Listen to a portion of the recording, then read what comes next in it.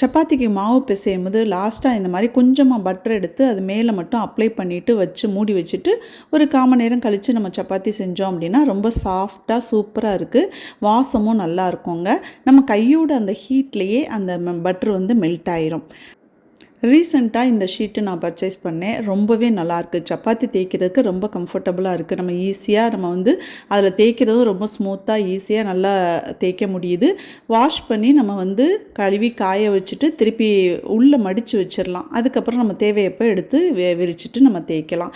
நம்ம உடன் இது யூஸ் பண்ணும்போது எனக்கு வந்து அதெல்லாம் கழுவி வச்சோம் அப்படின்னா அது காயறதுக்கே 2 நாள் ஆகும். மழைக்காலத்துலலாம் ரொம்ப சிரமம்.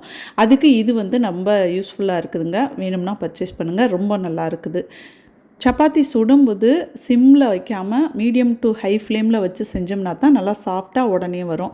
அதே மாதிரி ஆயிலெலாம் ஃபஸ்ட்டு அப்ளை பண்ணக்கூடாது. நான் லாஸ்ட்டாக 2 பெரட்டுக்கு மட்டும் லேசாக நெய் வந்து அது மேலே அப்ளை பண்ணுவேன். பாருங்கள் எவ்வளோ சாஃப்டாக இருக்குது. ஜாலியாக சமைச்சு ஹாப்பியாக சாப்பிட்லாம்.